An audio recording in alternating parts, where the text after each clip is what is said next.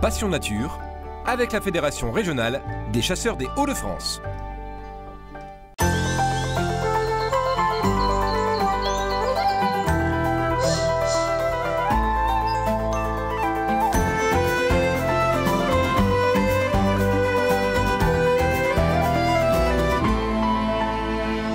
Bonjour à tous, et pour ce Passion Nature, je vous accueille depuis l'Aisne, au Chemin des Dames très exactement, et nous allons nous pencher sur une chasse un peu particulière, la chasse à l'alouette. Nous verrons comment le miroir aux alouettes permet de les leurrer, nous verrons aussi comment la confrérie de l'alouette les assaisonne, et enfin comment les aménagements de la nature permettent à cet oiseau de se protéger. C'est parti!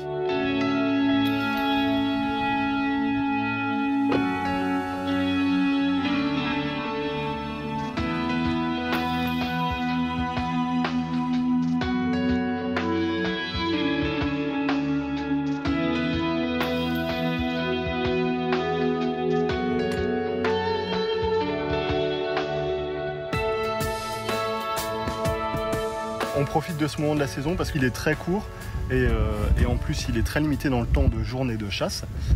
Mais on y prend beaucoup de plaisir parce qu'on voit, vous verrez là il y avait déjà des vols de pigeons. Ce matin il y a une belle migration de pigeons. On voit beaucoup de choses en plaine et on n'a pas forcément un regard porté sur cette plaine à cette saison.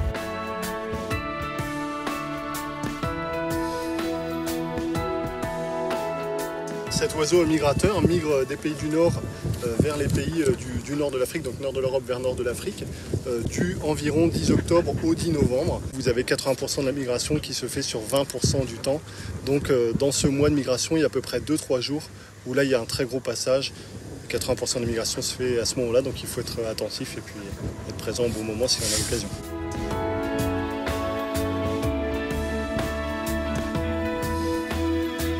Moi j'utilise un miroir traditionnel avec un principe de toupie. En fait on tire la ficelle et le miroir se renroule automatiquement. Ça crée un mouvement irrégulier, donc on plante le pied dans le sol et vous avez ce mouvement irrégulier de toupie, la tête. Donc on appelle miroir puisqu'à l'origine il y avait des facettes lumineuses collées sur cette tête en bois. Alors, je tasse la terre parce qu'avec le mouvement de va-et-vient, au bout d'une heure ou deux, le miroir peut bouger. Je l'incline légèrement pour ne pas raccrocher ma ficelle, donc moi je vais être placé là-bas, donc il est orienté comme ça.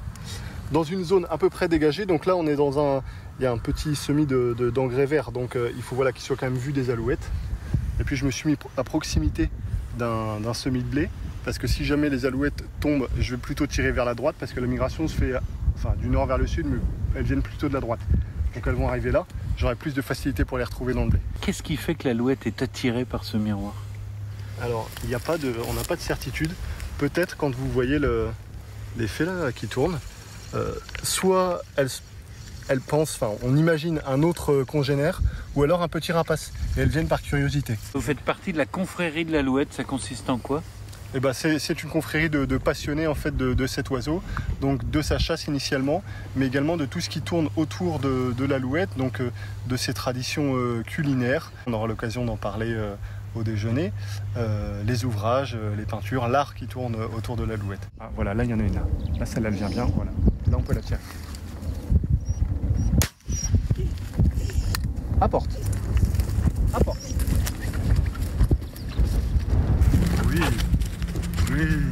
C'est bien. Doucement, doucement. Ok, ok, ok. Voilà. C'est bien mon pote. Donne. C'est bien.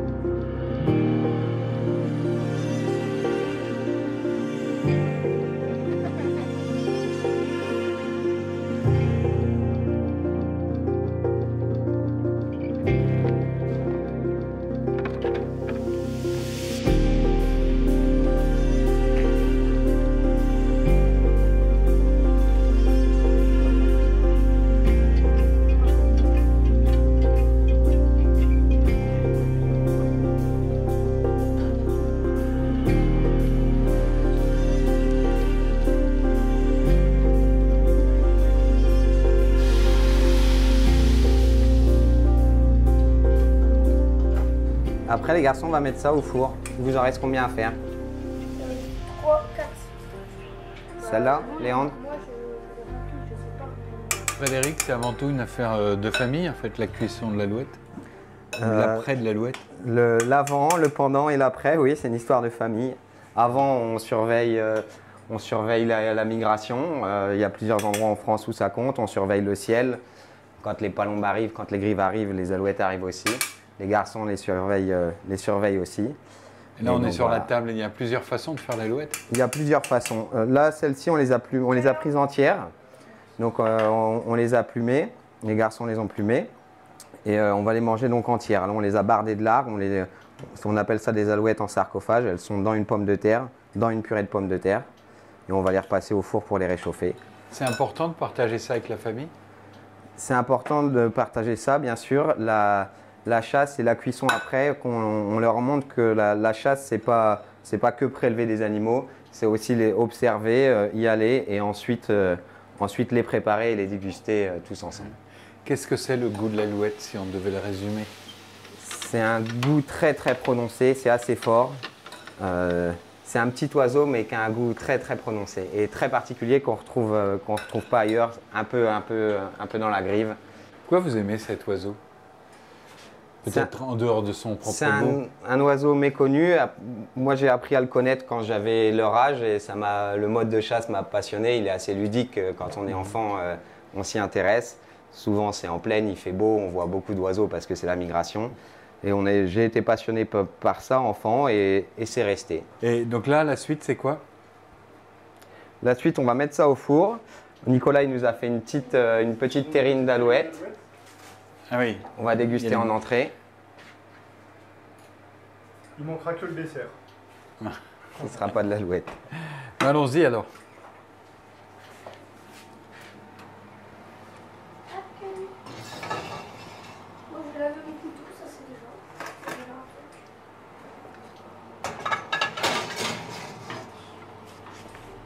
Et voilà, ça va dorer. Allez, à table.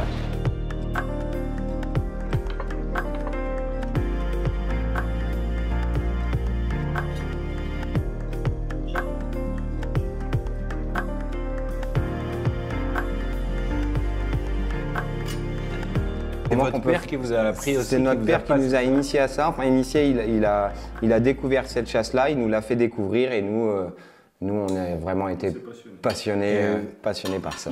Vous avez accroché quoi? On a accroché tout de suite et on a continué. On s'est intéressé à la confrérie. On a été intronisés confrères tous les deux.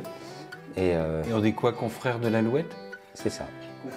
Vous êtes confrères. Allez, prenez place, c'est moi qui vais organiser les choses.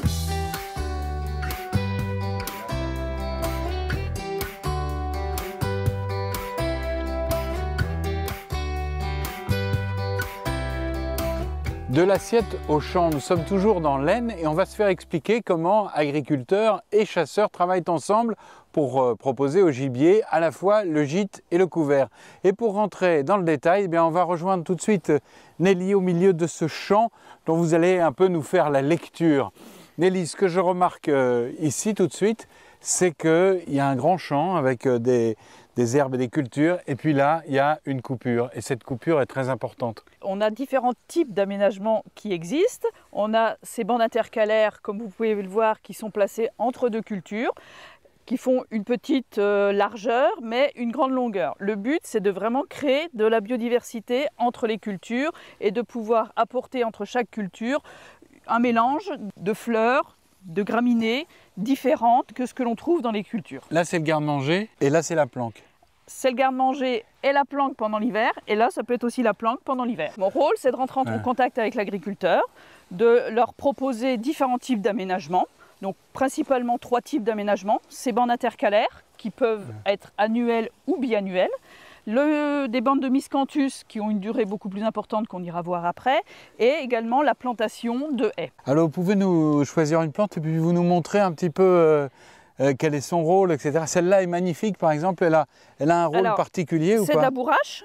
Le but des mélanges que l'on fait, c'est qu'on ait des mélanges fleuris et que les fleurs puissent fleurir à différentes périodes de l'année et pouvoir attirer un maximum d'insectes auxiliaires au niveau de ces bandes-là.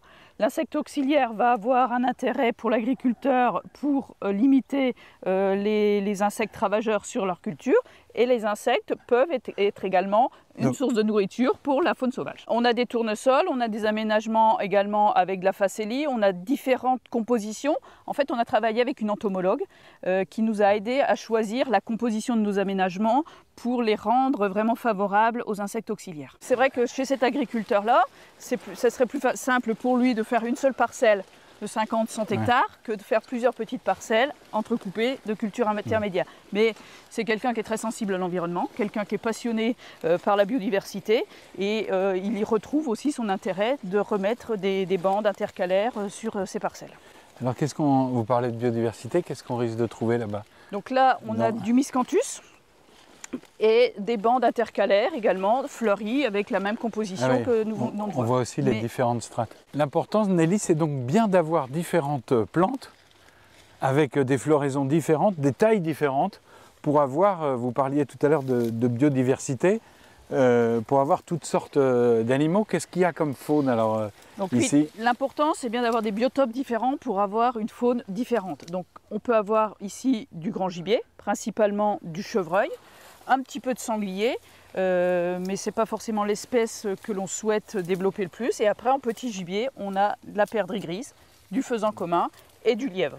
Et après, tous les petits passereaux, l'alouette et les petits passereaux que l'on peut rencontrer. Ça va plutôt être dans les champs alors? Oui, donc on est quand même sur un territoire assez ouvert.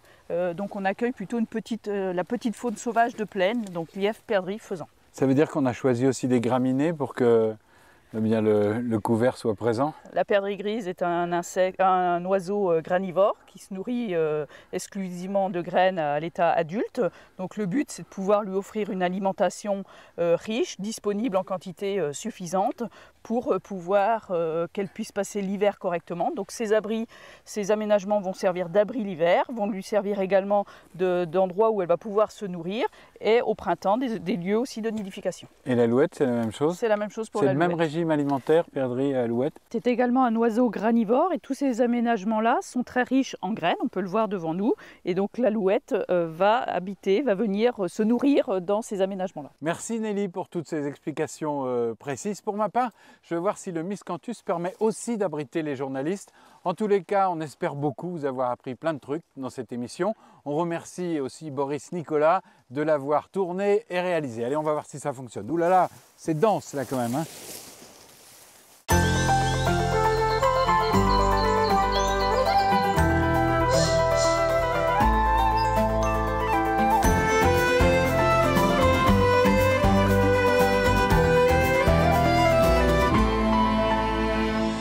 Passion Nature, avec la Fédération Régionale des Chasseurs des Hauts-de-France.